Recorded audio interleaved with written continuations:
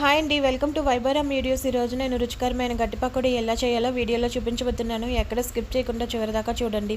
Video నచ్చితే like ఇచ్చి మమ్మల్ని సపోర్ట్ చేయండి. ప్లీజ్ సబ్స్క్రైబ్ కూడా చేయండి.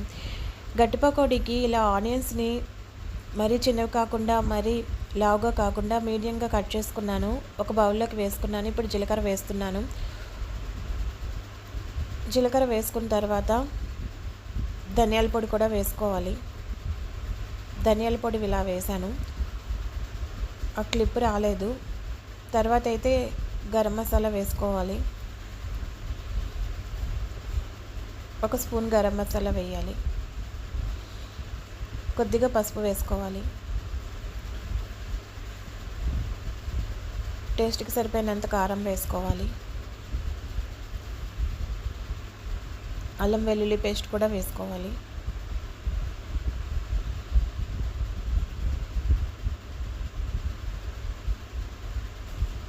రుచికి సరిపోయినంత సాల్ట్ కూడా యాడ్ చేసుకోవాలి.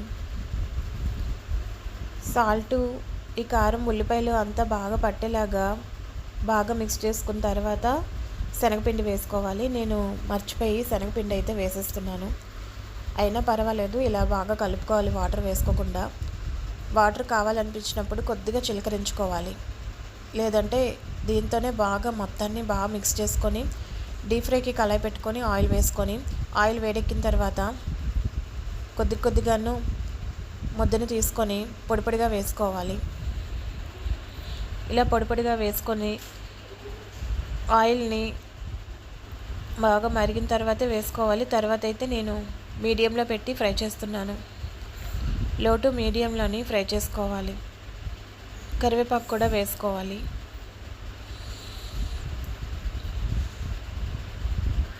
ఇలా మొత్తాన్ని మీడియంలో పెట్టుకొని క్రిస్పీగా అయ్యేంత వరకు ఫ్రై చేసుకోవాలి.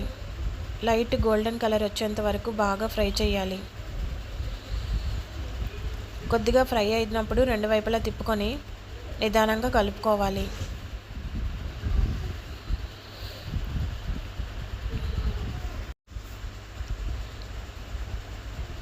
మొత్తం ఇలాగే ఫ్రై చేసుకోవాలి.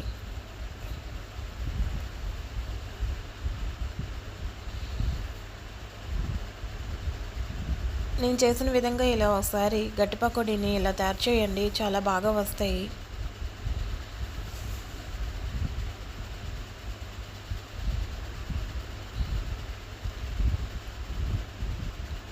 వెంటనే తిప్పకుండా కొద్దిగా ఫ్రై అయిన తర్వాత రెండు వైపులా తిప్పుకొని ఫ్రై చేసుకోవాలి.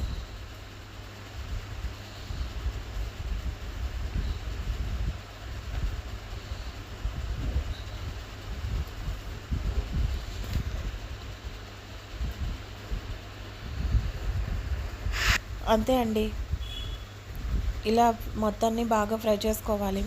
ఇలా ఫ్రై అయిన వాటిని కరివేపాకు వేసుకొని చివరిగా ఫ్రై చేసుకోవాలి. కరివేపాకు ఉంటే, లేదంటే స్కిప్ చేయొచ్చు. అంతే అండి, ఎంతో రుచికరమైన గట్టి పకోడీ రెడీ అయింది. వీడియో నచ్చితే లైక్ చేయండి, షేర్ చేయండి, సబ్స్క్రైబ్ చేసుకోవటం మర్చిపోకండి. Thanks for watching. మళ్ళీ నెక్స్ట్ వీడియోలో కలుద్దాం. Bye bye. మా వీడియో నచ్చితే మాకు లైక్ ఇచ్చి మమ్మల్ని ఎంకరేజ్